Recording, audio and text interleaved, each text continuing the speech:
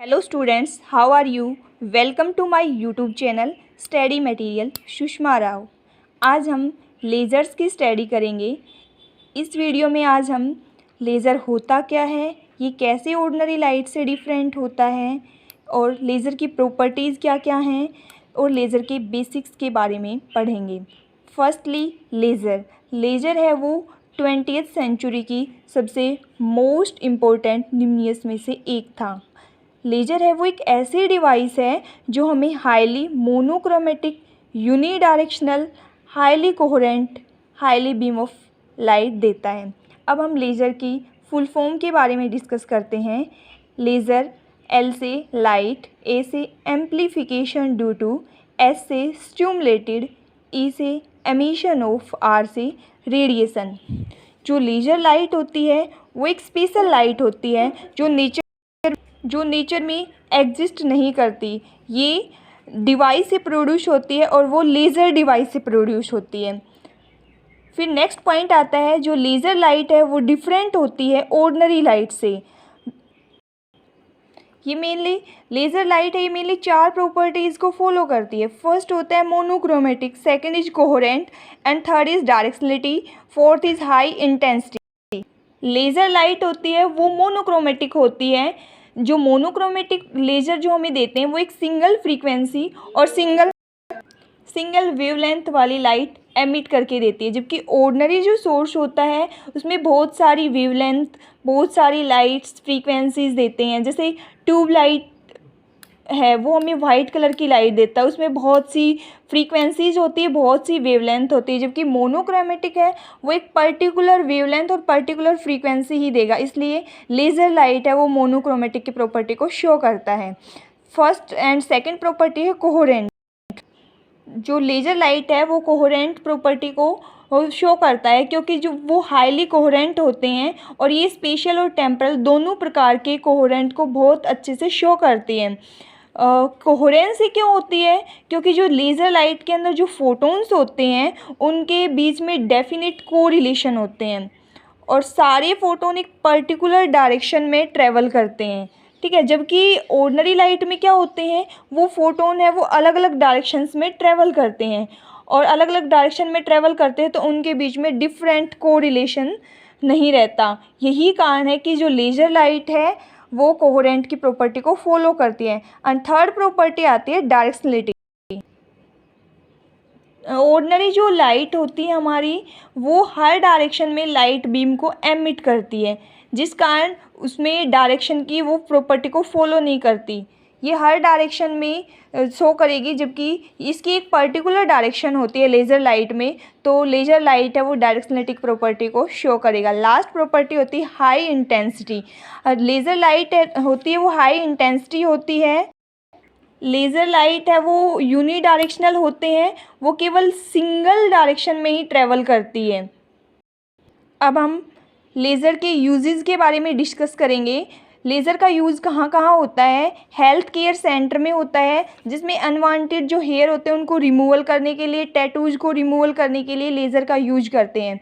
और eye surgery के लिए, किडनी स्टोन को रिमूव करने के लिए, इनके लिए भी लेज़र का यूज होता है। थर्ड, कम्युनिकेशन सेंटर में और मिलिट्री सेक्टर में भी इसका यूज होता है। इंडस्ट्री के अंदर भी इनका यूज होता है, जैसे कटिंग के लिए हो गया, ड्रिलिंग के लिए और वेल्डिंग के लिए, इन सब का इसका यूज होता है। लेज़र के यूजेस होते हैं। अब बात आती है बेसिस ऑफ लेज़र।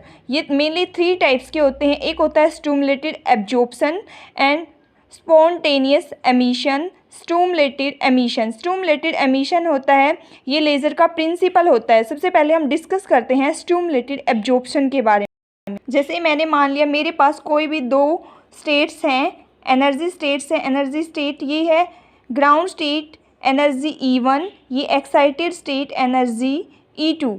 यहाँ पे मैंने कोई फोटोन को इंसिडेंट करवाया, या मेरा कोई ग्राउंड स्टेट में कोई एटम प्रेजेंट है। जब मैं इस फोटोन को ग्राउंड स्टेट के एनर्जी लेवल पे फॉल करवाऊंगी तो ये फॉल होने के बाद में ये एक्साइटेड स्टेट में चला जाएगा। ये तो था बिफोर कोलिजन से जब मैंने कोई भी फोटोन है उसको इंसिडेंट करवाया ग्राउंड स्टेट के एटम से, तो वो एनर्जी लेके और वो पहुंच जाएगा एक्साइटेड स्टेट में। आफ्टर कोलिजन क्या होगा, जब वो एटम है वो फोटोन को फॉल करवाने के बाद में एनर्जी लेके एक्साइटेड स्टेट में पहुंच गया, तो वो यहाँ आ जाएगा। हम इसमें लिख के क्या आएंगे, let us consider that initially an atom is in lower energy state। मेरे पास कोई भी जो ग्राउंड स्टेट एनर्जी थी उसमें कोई एटम प्रेजेंट है और उसके ऊपर if a photon of energy, मैंने कोई photon of energy H mu incident करवाया लो ग्राउंड स्टेट में, लोअर स्टेट में, तो वो एब्जॉर्ब करेगा कुछ अमाउंट ऑफ एनर्जी और जंप हो जाएगा to after state having energy ये टू ग्राउंड एक्साइटेड स्टेट में चला जाएगा ग्राउंड स्टेट से। तो उसकी जो आएगी इक्वेशन वो आएगी H mu photon is equal to excited state minus ground state. इसी प्रोसेस को हम इंड्यूस्ड एब्जॉर्प्शन या फिर स्टिमुलेटेड एब्जॉर्प्शन बोलते हैं। इसको हम एक्सप्रेस करते हैं ए plus H mu A star. ए यहाँ पे है ग्राउंड स्टेट को शो कर रहा है और ए स्टार है वो एक्साइटेड स्टेट को शो कर रहा है। अब हम सेकेंड बेसिस के बारे में बात करेंगे, स्पॉन्टेनियस एमिशन। इसमें भी मैंने दो स्टेट्स ले लिए, energy states E1 and E2। ये ground state energy level E1 है, ये excited state energy level E2 है। यहाँ पे मेरा कोई एटम प्रेजेंट है, एक्साइटेड स्टेट में कोई एटम प्रेजेंट है, एक्साइटेड स्टेट में कोई एटम प्रेजेंट है। ये कब तक एक्साइटेड स्टेट में रहेगा, ये इसकी लाइफ टाइम बहुत कम होता है, इसका लाइफ टाइम 10⁻⁻⁸ पर सेकेंड होता है, तो ये इतने लाइफ टाइम तक रुकेगा। उसके बाद में बिफोर एमिशन होगा और बिफोर एमिशन आफ्टर एमिशन में क्या होगा, ये एक्साइटेड स्टेट से ग्राउंड स्टेट में चला जाएगा और एक फोटोन को बाहर कर देगा। इसमें हम लिख के आएंगे, let us consider that initially an atom is in higher energy state. Excited state में मेरा कोई एटम प्रेजेंट है सिंस नॉर्मल लाइफ टाइम, और इसका नॉर्मली लाइफ टाइम होता है 10⁻⁸ पर सेकेंड। तो एटम है वो ट्रांजिशन होके लोअर स्टेट में चला जाएगा। इसकी इक्वेशन भी H mu is equal to photon is equal to excited state minus ground state आएगी। इसी एमिशन ऑफ फोटोन जो अकर होगा हमारा निकलेगा, उसको स्पॉन्टेनियस एमिशन बोलेंगे। इसकी जो इक्वेशन आएगी वो ए स्टार ए प्लस एच म्यू। ए स्टार यहाँ पे एक्साइटेड स्टेट है, ए यहाँ पे ग्राउंड स्टेट में प्रेजेंट एटम है। हमने दो बेसिस के बारे में पढ़ लिए। अब लास्ट आता है हमारा स्टिमुलेटेड एमिशन। इसमें भी हमारे दो मान लेते हैं कोई भी दो energy level states, energy level state E1 and energy level state E2।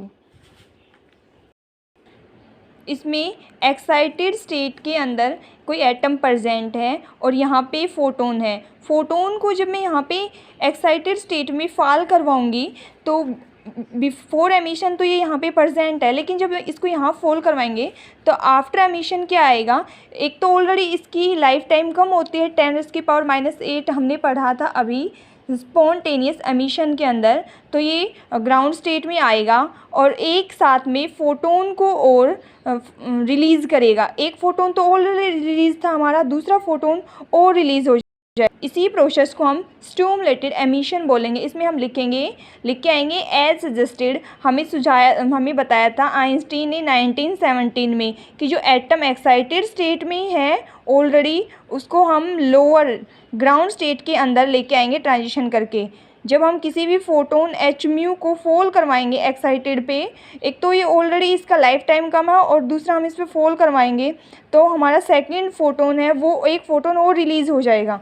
तो the emitted photon has same frequency. जो सेकंड फोटोन हमारा रिलीज़ हुआ है उसकी और जो पहले था उन दोनों की फ्रीक्वेंसी सेम रहेगी, डायरेक्शंस भी सेम रहेंगे, फेज़ भी सेम रहेंगे, ठीक है। और किसके अंदर, इंसिडेंट फोटोन के अंदर। इस प्रोसेस को हम कैसे एक्सप्रेस करेंगे, इस प्रोसेस को हम एक्सप्रेस करेंगे एक्साइटेड स्टेट का एटम है ये excited state plus H mu एक फ़ोटोन, और वो आएगा ग्राउंड स्टेट प्लस 2 फोटोन।